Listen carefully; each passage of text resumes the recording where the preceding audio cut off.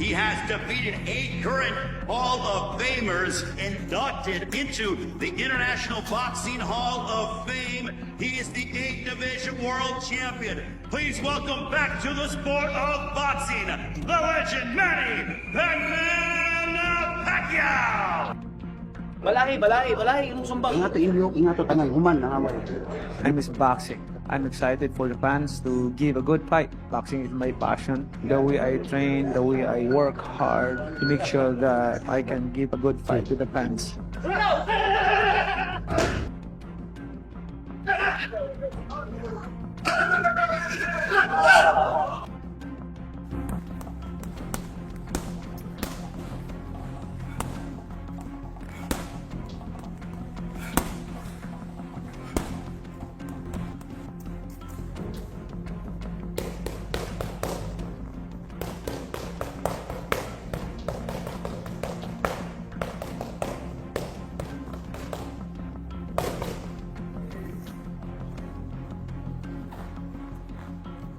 Manny has returned to the ring, vowing to respect his opponent and stay sharp, while expressing full confidence that his fitness and overall conditioning put him ahead of Floyd. So he trained hard. He have to defend his belt. I'm a challenger, so I have to make more extra mile to punish myself and able to win the fight. And that's my goal. I'm not underestimating my opponent. I have to make sure that I'm 100% conditioned. I'm still here. Manny Pacquiao. Manny explained that while Floyd favored an exhibition, he was focused on a genuine professional bout. Now fully committed, Manny is determined to deliver a real, thrilling fight that gives fans both authenticity and excitement in the ring.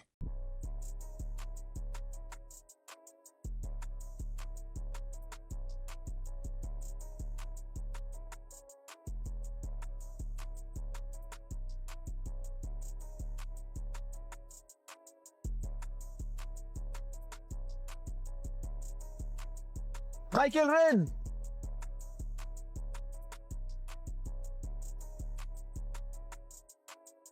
We're not done yet.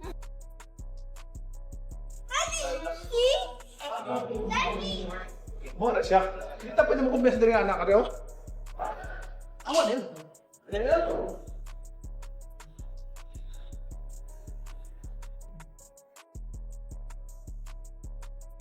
30 seconds.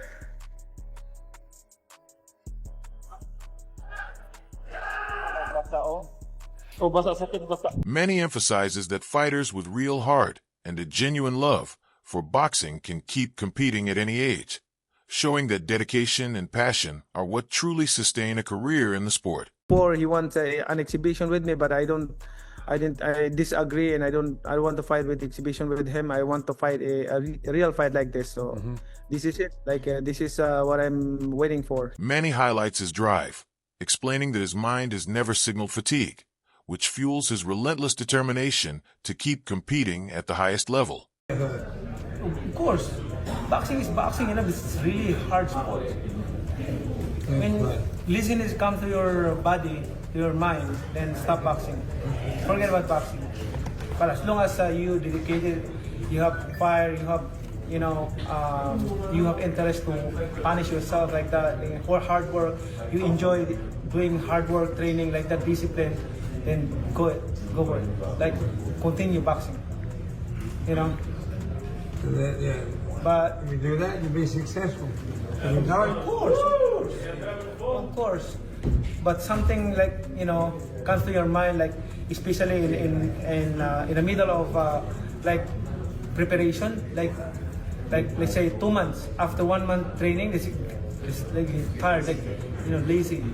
Manny incorporates stick conditioning into his training camp, a technique aimed at boosting pain tolerance, building resilience, and readying his body for the toughest challenges in the ring. When the time comes, come to my mind, my heart, I'm lazy, I'm tired. Then forget about boxing. Yeah, right? But as long as you have passion, dedication. You still have fire, then yeah. Yes, of course. But look at your body also, because sometimes your mind is active, but your body Mine stopped a long time ago. So that's why I'm trying I'm trying to push myself, but you know, God is stop it. Really.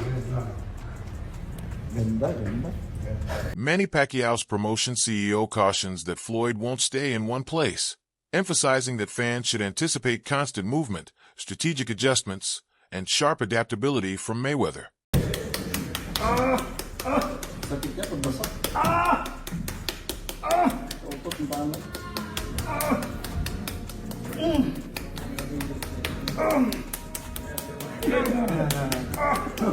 Where do you have your place? Have your place.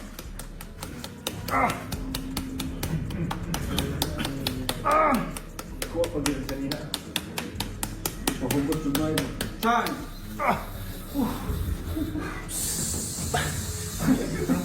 Give it time, Jimbo. I did that by 45 seconds. Go. Go. Run.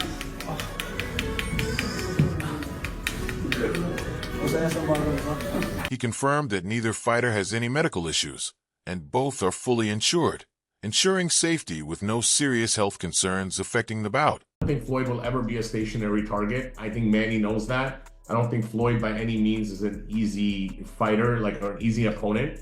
Yeah, don't expect Floyd to be a stationary target. That's not Floyd. Floyd is Floyd. I mean, there's a reason why he's nicknamed the greatest of all time. There's a reason why he's the GOAT. There's a reason why he's 50-0.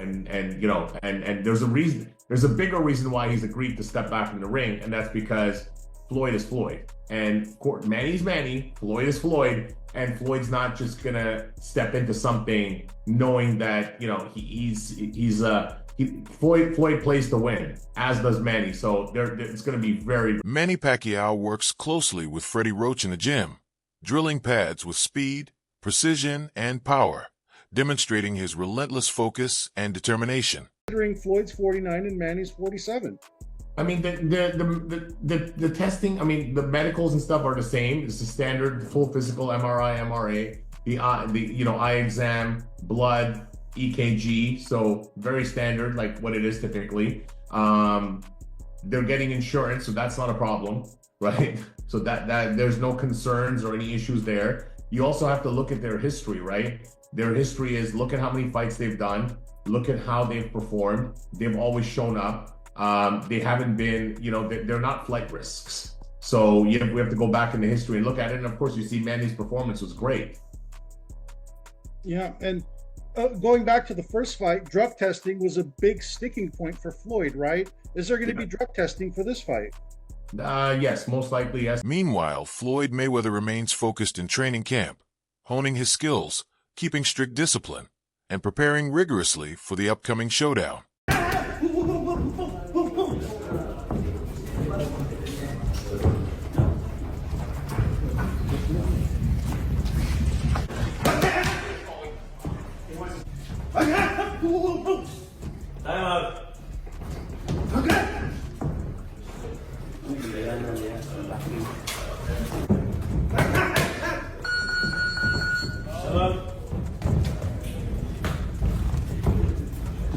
Floyd Mayweather trains with intensity, hitting pads with precision and power, showcasing the speed, focus, and relentless preparation that define his championship mindset.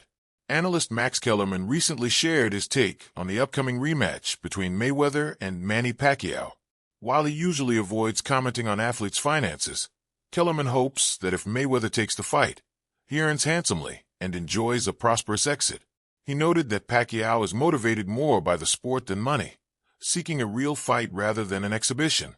Reflecting on their first bout, Kellerman called it underwhelming and pointed out that both fighters are now 50, adding uncertainty to the stakes of a rematch. While respecting both athletes, he admitted he favors Pacquiao in terms of excitement and interest, highlighting the authentic challenge and skill they bring to the ring for fans to experience.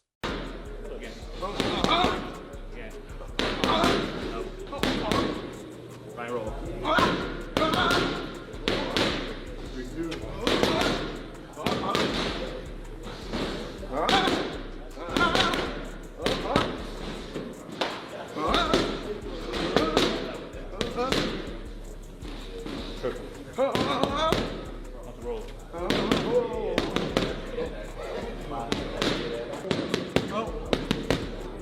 Paulie Malignaggi views this fight as another high-profile cash grab. Reflecting on the first Mayweather-Pacquiao bout, he points out that despite its historic status, it often lacked genuine passion and intensity. Fans expected fireworks, but the 2015 fight felt more like a tactical chess match than the all-out battle many had hoped for. That clash carried real championship stakes in the welterweight division, but this rematch doesn't hold the same competitive weight. Instead, it thrives on curiosity, nostalgia, and the global star power of two of boxing's most iconic figures. Malignaggi notes that audiences today are drawn more to spectacle than pure competition, a trend reinforced by similar events like Mike Tyson's exhibition bouts, which continue to captivate fans long after his prime.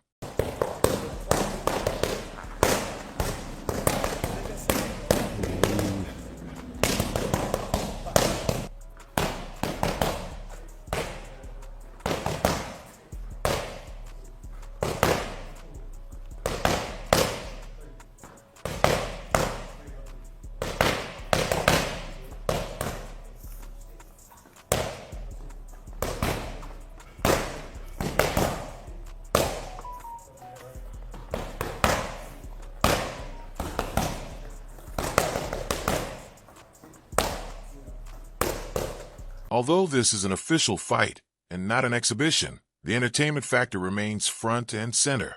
Pacquiao's age and natural power are balanced by Mayweather's defensive timing and ring experience. Yet both men are in exceptional condition for their years. The bout is less about championship glory and more about testing skill, endurance, and strategy while keeping viewers captivated. Netflix's involvement expands the event's reach, making it easily accessible to casual fans who may not follow boxing closely but recognize the legendary names. As Max Kellerman observed, when boxing comes together properly, it stops the world. Paulie Malignaggi echoes this, noting that while the rematch may not carry the same legacy weight as the original, the curiosity, nostalgia, and global star power ensure massive attention.